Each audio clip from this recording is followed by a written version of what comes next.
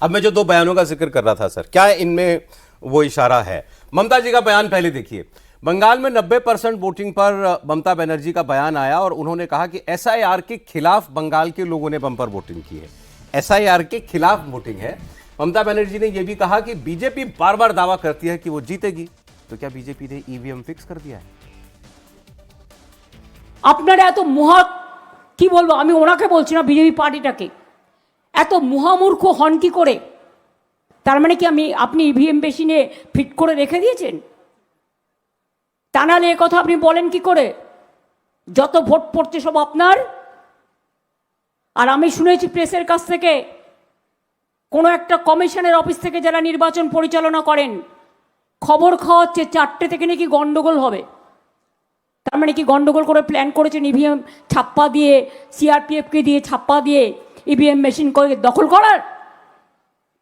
বলে না ধর্মের কল বাতাসে নড়ে, আপনারা যেটাই করবেন সেটাই আপনাদের বিরুদ্ধে যাবে। तो देखा आपने उन्होंने क्या कहा कि बीजेपी कह रही है इस बार जो भी वोट बढ़ेगा वो हमारा वोट होगा। और मुझे सुनने में आया उन्होंने कहा कि 4 बजे के बाद कुछ गड़बड़ कर सकते हैं ये लोग। छापा, अभी छापा शब्द आप इस्तेमाल करें तो वही बोल रही थी शायद ना, छापा कि ये लोग छापेंगे, ये लोग इस बार वोट छापेंगे, 4 बजे के बाद गड़बड़ करेंगे। ये इतने महामूर्ख लोग हैं कि ये पहले से दावा कर रहे हैं कि इस बार सारा वोट हमारा है। तो क्या इन्होंने कुछ फिट कर दिया है ईवीएम के अंदर से? क्या मतलब इसका? भाई जब आप लगातार 3 बार से जीत रही थी तो क्या ईवीएम में कुछ गड़बड़ कर दिया था आपने? और छापा वोट के लिए तो सीपीएम और उसके बाद तृणमूल कांग्रेस जाने जाते हैं। तो आपको मालूम है कि 3 बजे 4 बजे के बाद क्या होता है। इस बार डर आपको है। पहले आप अपने विरोधी को डराती थी कि कर लो जो 12-1 बजे तक करना है, उसके बाद तो हमको करना है। खासतौर से 2 बजे से 4 बजे या 3 बजे से 5 बजे के बीच में ऐसा होता ही था। ये ऐसा होता ही था। इसीलिए आप देखिए पिछला चुनाव, ज़्यादा दूर मत जाइए, किस में बीजेपी का कोई बूथ वर्कर 12:30-1 बजे के बाद बूथ में दिखाई नहीं दिया। कैंडिडेट भाग गए थे। कैंडिडेट भाग गया था। तो आप इससे अंदाजा लगाइए। फिर वही डर की बात और उसके अलावा सिस्टम के दुरुपयोग की बात। तो जो अभी सज्जन कह रहे थे कि पुलिस वहां की वो कैडर की तरह काम करती है पार्टी के, बट ये इस बयान से मतलब क्या निकला? इस मतलब सीधा सा है कि हम हार रहे हैं। अच्छा, बीजेपी जीत रही है। लेकिन बीजेपी जीत रही है तो हम ये कैसे कहें कि बीजेपी ने हमको हरा दिया?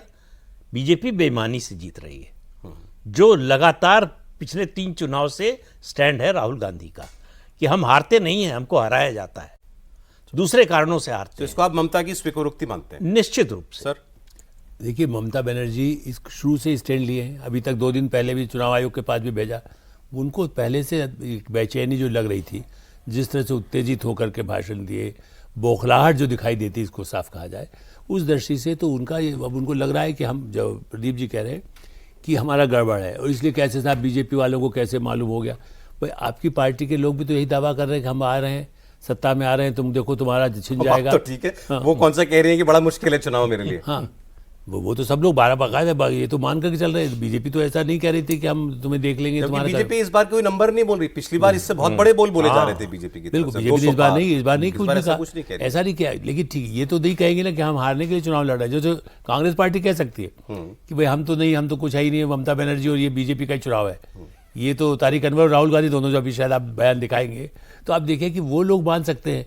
लेकिन ममता बनर्जी इतना अंदर से, चूंकि पूरा अस्तित्व हिल रहा है, पहाड़ अभी तो 29 का और चुनाव है, तो उनको लगता है कि शायद आज वाला जो गड़बड़ हुआ तो आपके लिए भी ये बयान उनका डिक्लेरेशन ऑफ डिफीट है?